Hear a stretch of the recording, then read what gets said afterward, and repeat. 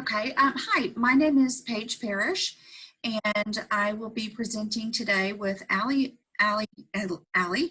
She is my daughter, and we just wanted to welcome you to the East Texas Lighthouse for the Blind topic of the month. And today's topic is going to be dressing on trend with Allie and Paige Parrish. So our presentation is going to formally start at right now at 11:45. But Allie would talk about muting. So I'm Allie Parrish, and I'm the Education Services Administrator here at the Lighthouse, and Paige is my mom, like she said. We were just asked that those of you who are joining in with us for the live stream, keep your microphones muted unless you have a question for us during the Q&A session, just because if there are speakers who are unmuted as well as participants, there can kind of be some feedback. So there will be time at the end for you to ask your questions and unmute, but in the meantime, if you would please keep your microphones muted. Thank you. Okay. And then we also, if you'd like to leave us a note in the comment section and just let us know your first names only, where you're from and your position, if you're a parent, a teacher, a student, we'd love to hear that from you. And then we'll also be having, officially we'll run till 12:15, but if you have any questions, we'll be happy to answer those doing a Q&A from 12:15 to 12:30. And if there's something later that you think about and would like to submit more questions, we're happy to take those as well. Yes. And just for that portion, if there are any questions that during the Q&A you would not like to ask on a public forum privately, my personal work professional email address is aparish, that's APARRISH, at Tyler Lighthouse, TYLERLighthouse.org. And if you would like to submit any questions via email after this webinar, feel free to do that. Okay. Well, I think we're going to start out, and I think that I wanted to probably start out with one of the questions that was submitted, which is, why is fashion important if you are visually impaired or completely without sight?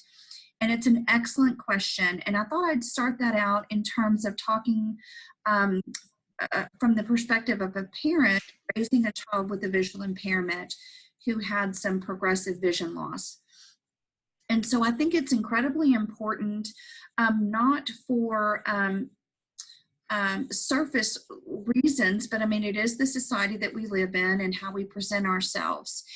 And when Allie first started going to school, you know, it was very important to me for her to be well presented.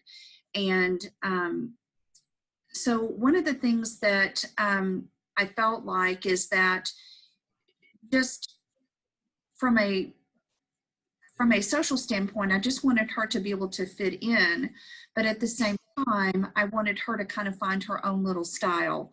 And boy, at 5 years old, she probably didn't love the hair bows, but you know, we had some fun with that. So to me, you know, when it really became a bit more, it's easy, you know, as a parent to be able to start picking out clothes for your child. But I started very early on talking about those things, and Allie lost color vision pretty early on. So one of the things that was really important to me that her teachers that are visually impaired, as well as her regular classroom teachers, helped me with is the importance of knowing color, whether she was going to be able to retain that, and she certainly did from memory, but there will certainly be participants that may have no color vision. And so it was really important for us to know the associations of color in terms of not only what matches what goes together from a fashion standpoint, but also the emotions associated with color, being green with envy, or cowardly yellow, or red being the biggest color that you know. And so it was really important for us to understand that. Even in literature, you know, there's recommendations about I'm sorry, historical references of color, purple being regal and royal. So when you're hearing those things, that you can have some ownership of that concept, even though you may not be able to see that by sight. So that was really important to me. And so then starting some of those things, just scaffolding the information as she grew. And so one of the things that I did, one of the techniques that I had was, whether it was incidental and we were shopping or at the mall running an errand on the weekend, kind of seeing what the girls were wearing. And so a lot of it was just observation, and not to say we just followed whatever trend was of the day. We would make sure that it was appropriate for Allie's body type, her sense of style, her level of comfort, but just to see what other kids were wearing. And then there were stores that we trusted. You could never go wrong with the Gap or Dillard's or whatever stores that we trusted that would have, clothes that we felt were appropriate for her to wear to school. And so the other technique that I had was, just picking her up at school and just seeing what the kids were wearing. And, if there was something that was very trendy at the time it was just something where all the girls fit in. And so I guess just to wrap up the philosophical base on why it's important is that we just wanted to make sure that people understand there's a way to do everything. There's a way to modify and adapt everything you do. And it's just one last hurdle to kind of jump through when you're just trying to get everything else done during the day. And that being said, she was talking about describing colors.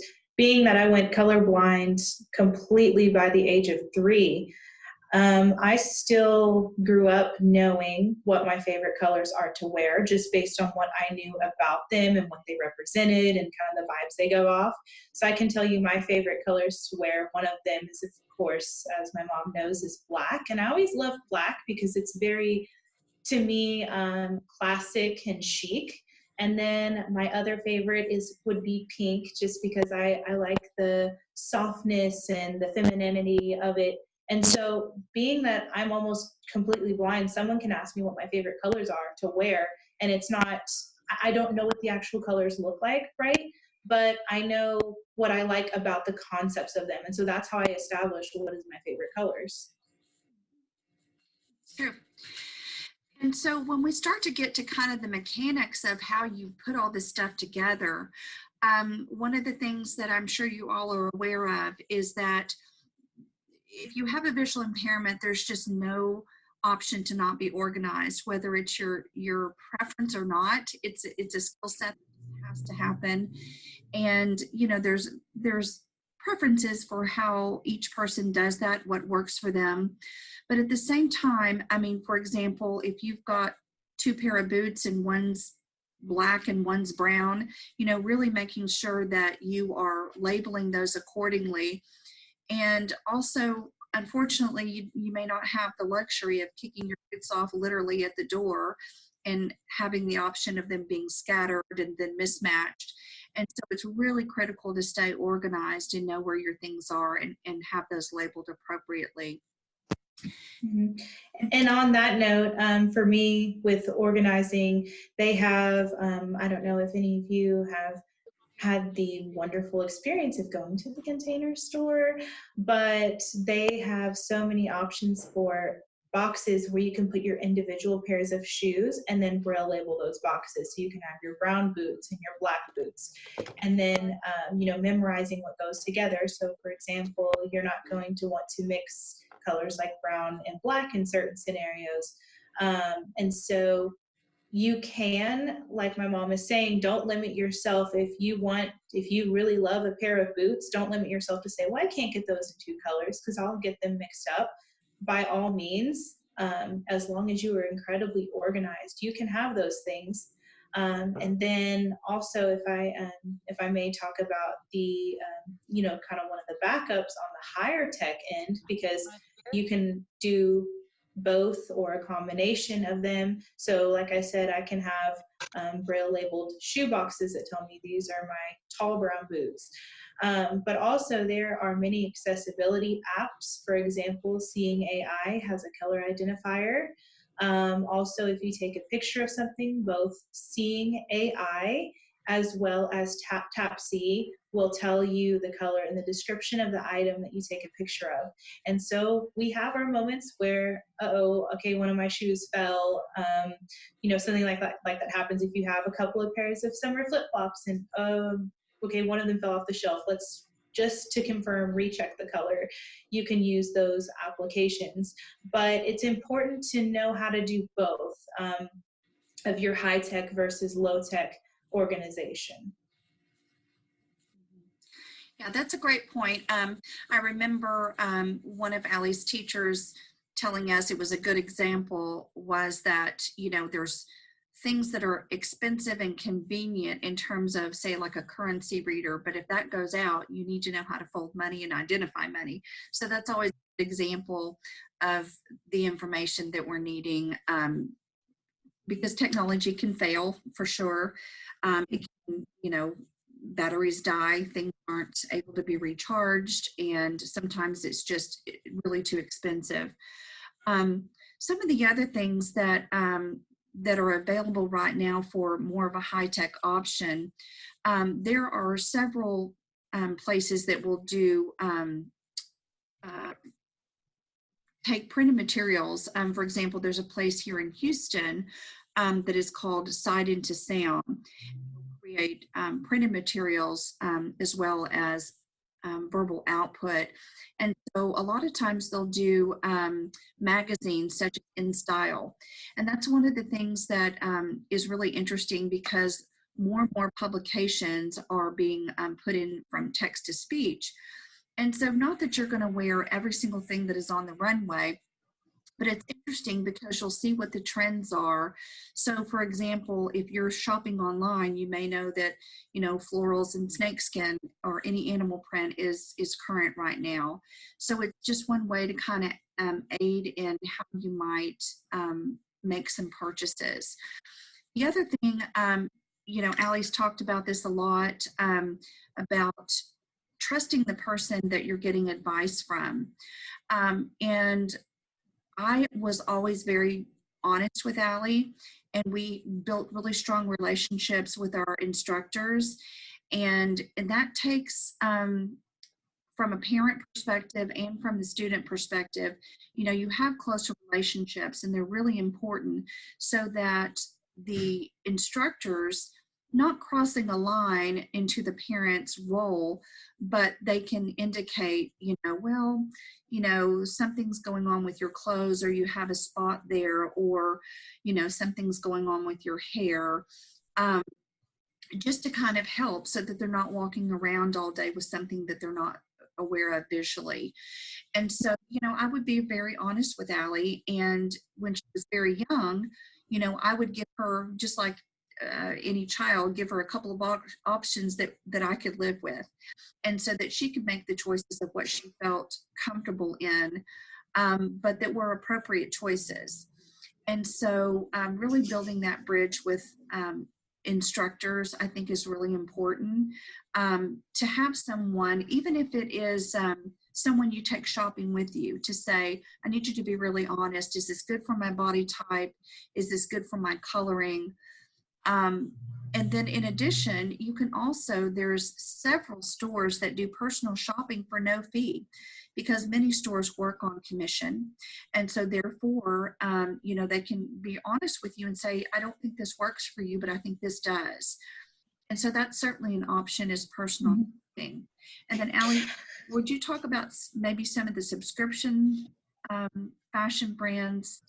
So I kind of want to expand on, from my perspective, how that felt to build those relationships. So for example, my mom and my sister would never be shy to tell me if, for example, I blended my foundation with my brush perfectly around, like all over my face, but if it wasn't blended from my jaw to my neckline, they would tell me that. If I had practiced many times with clear mascara But when I started wearing, the dark brown or the black mascara, if I even bumped my nose with the wand, I knew I needed to get like a baby wipe or a makeup wipe, remove that, and then reapply my foundation.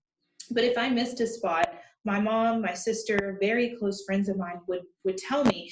And as, a young adolescent, maybe in middle school, high school, it annoyed me in a bit of a angsty rebellion way, right? Because I was like, I don't want to be criticized. But at this point in my life, I know now if I FaceTime or text a picture of my makeup to one of these people that I trust, they will not let me go out with a blemish or with a mistake.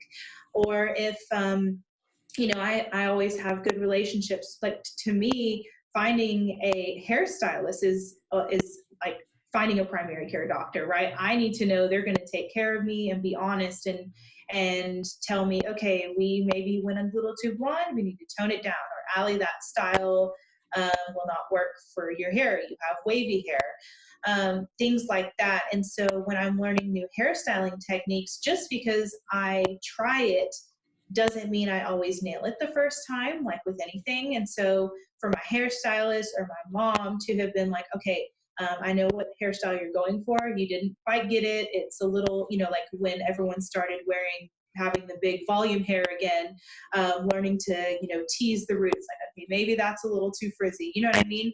And so really it sounds like, why would you ask for criticism? Why would you ask for constructive criticism? But the way I see it, and I hope that any students or blind or visually impaired participants see it as well, is I would much rather have a little adjustment to my ego and hearing that I did something wrong and that my makeup's not perfectly on point. I'd rather hear that in that split second from someone I trust than walk into a work event or a school event, or, for those of you who are young, then go to homecoming with messed up hair and makeup. And so I really, really want you all to have one or two people in your life that you trust, that without a doubt that they will never let you just go on with a blemish or a mistake in your hair, clothes, or makeup just because they don't want to offend a blind person. And I think that's the most important thing. And that being said, there are certain styling resources. Now, I'm sure you guys have seen that commercial Stitch Fix that talks about how they mail you have a monthly subscription and they mail you clothes, and whatever clothes you like, you keep, whichever ones you don't, you send back, and they charge you accordingly.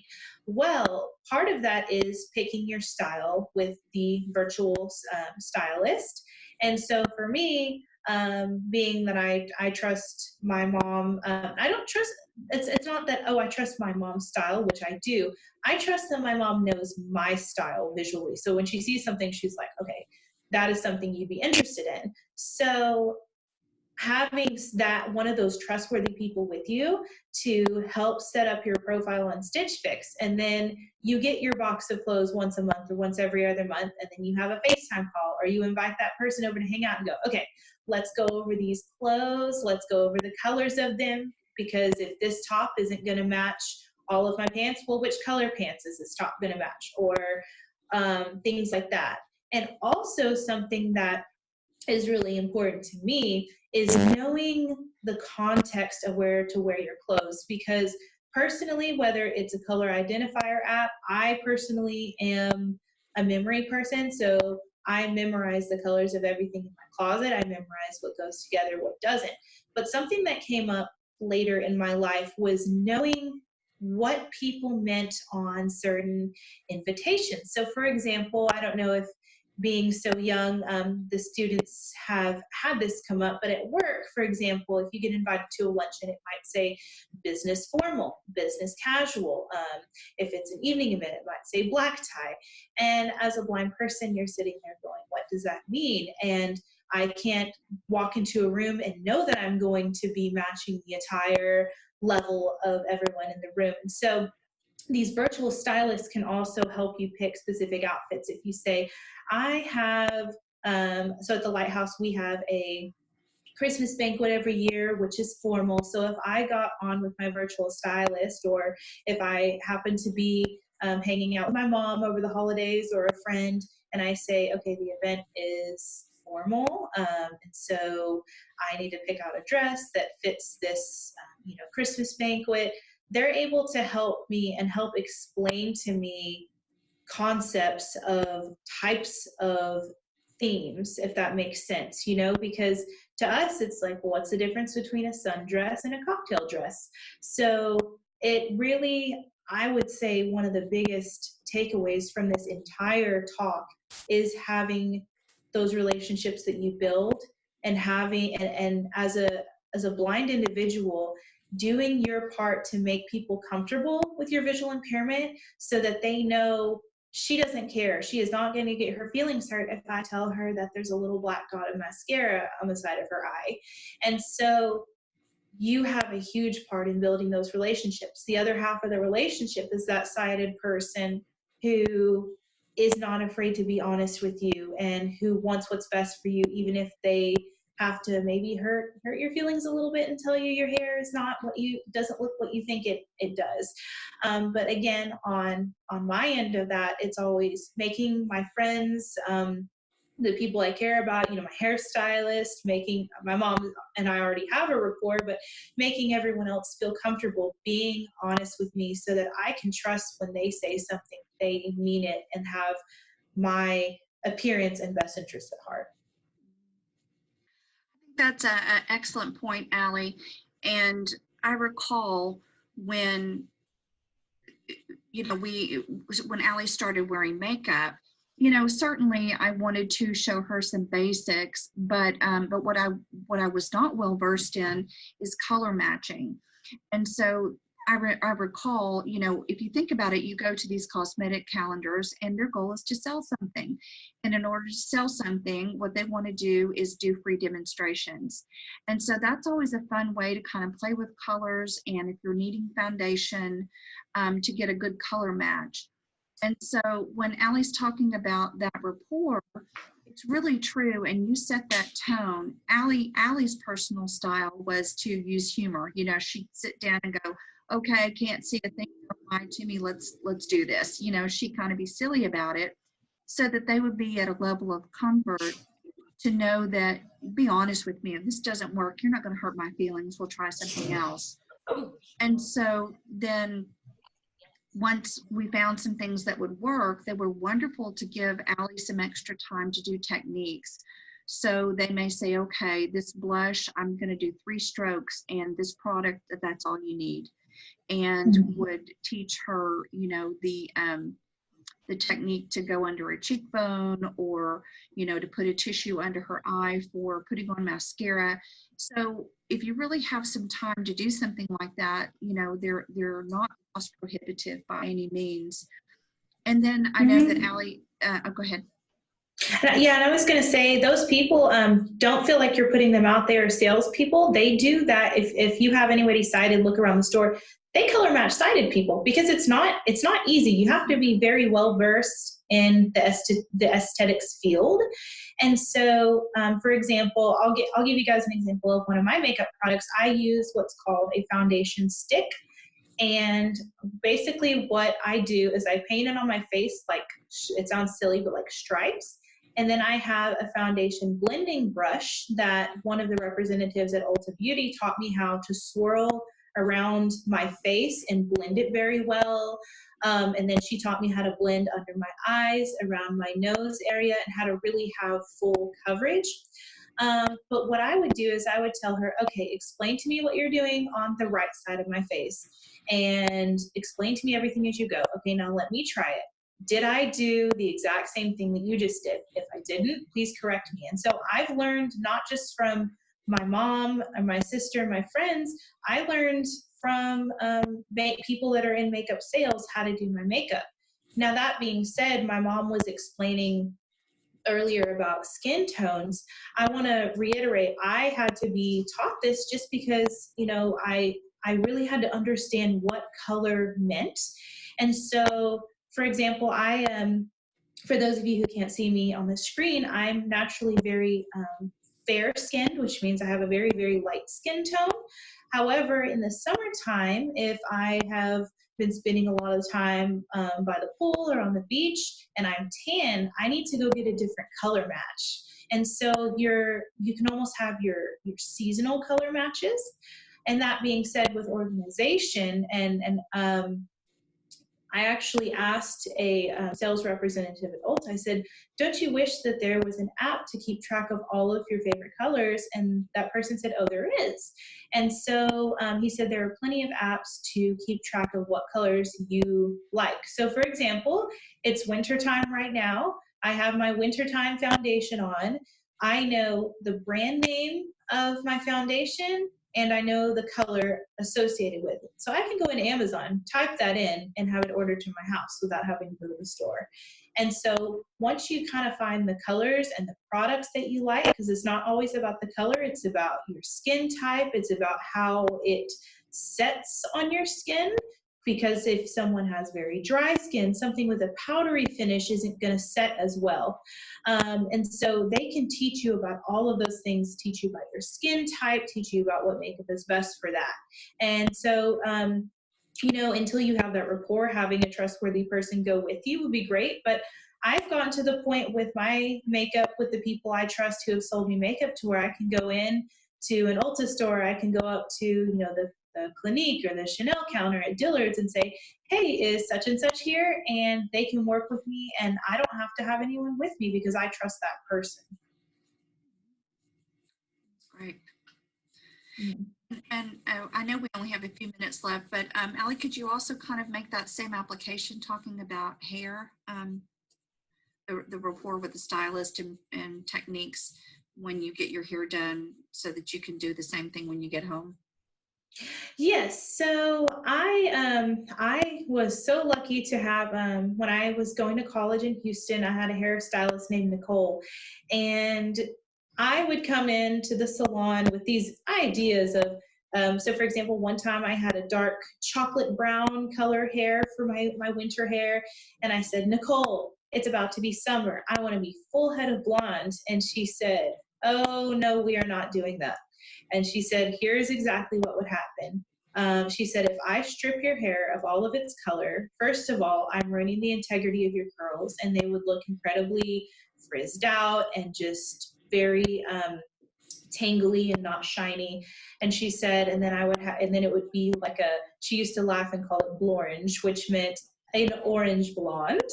And so so if I came into the salon with these grandiose ideas of what I wanted to do, she would say, no, ma'am, let's take a few steps back. And she'd go, no, what I can do is I'm going to add these highlights and we're going to slowly, lighten your color. We're going to add more and more highlights. And then you can be a nice summer blonde if that's what you want. She would also explain to me that when I wanted to wear a dark chocolate brown hair color that's not anything close to my natural medium to light brown, that she would also run some hair dye through my eyebrows and explain to me that matching your eyebrows to your hair color makes it look more of a natural color. And then also she would show me in the salon different techniques for, I'd say, okay, so what is your technique for flat ironing my hair? What is your technique for when you curl someone's hair? And she'd show me how to curl it. So for example, if you curl your hair with a curling iron, after you've done your curls, you always want to comb through it or brush through it, just to kind of separate those curls for a more natural look so it doesn't look like you did it with the iron. And so she and I, when she knew I was going to come in for an appointment, she would always schedule a little extra time on her calendar because there were going to be things I needed help with. I remember one time, she said I had put way too much, I had tried this new mousse, and she said, your curls are very, they have this crunchy appearance. And what that means is when you have way too much product in your hair, it almost looks wet, even if it's dry. And she told me, you have, amazing waves. I want those waves to look soft. And so she's actually one of my best friends now, because we established that rapport for years, and she would teach me things, and she said, ethically, as a hairstylist, cited or not, some of the things you would ask me to do, these drastic changes with your hair, I had to say no to, just because I wanted to save the integrity of your hair and keep it looking pretty as we changed it.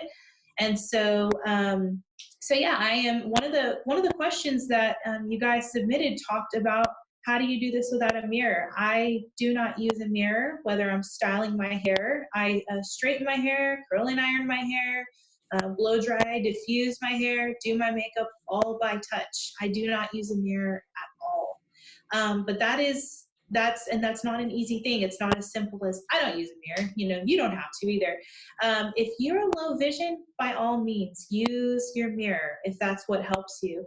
I have a low vision colleague here at the Lighthouse who says that she takes pictures of her face every morning on her iPad because her iPad has better resolution than her mirror. So do what works best for you. But if you're like me and you can't use a mirror, you really have to hone in on your techniques so that you don't have to call someone every single day. You know what? I blended in like I know I'm supposed to. The mascara wand did not once bump the edge of my nose, so I know that my mascara is good. I blended my eyeshadow. By touch, my hair feels like, it's teased enough at the root.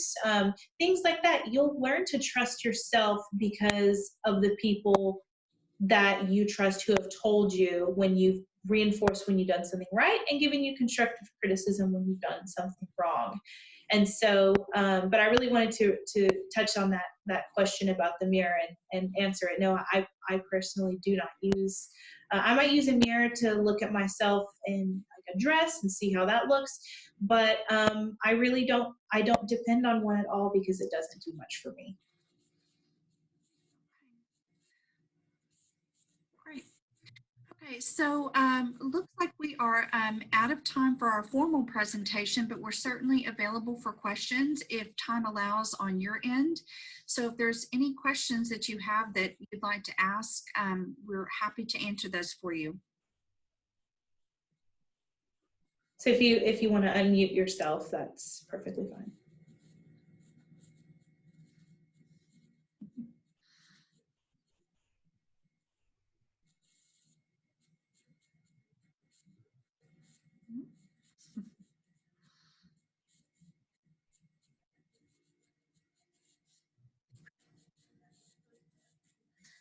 No, doesn't look like we have any questions at this moment, but again, if you would like to think about some of the things and what we've talked about and you come up with something later and you'd like to email those questions or discuss it with your instructor or parents, we're happy to answer those questions via email as well.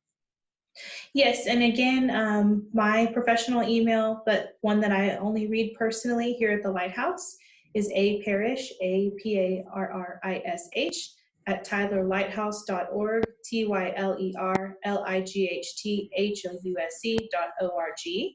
And my office telephone number is 903-590-4335.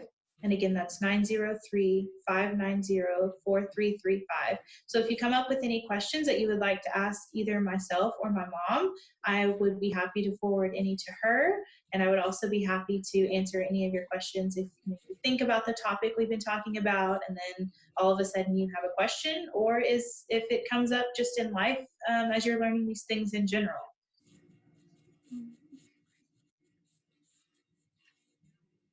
Okay. Well, thank you so much for joining us. We appreciate your time. Thank you.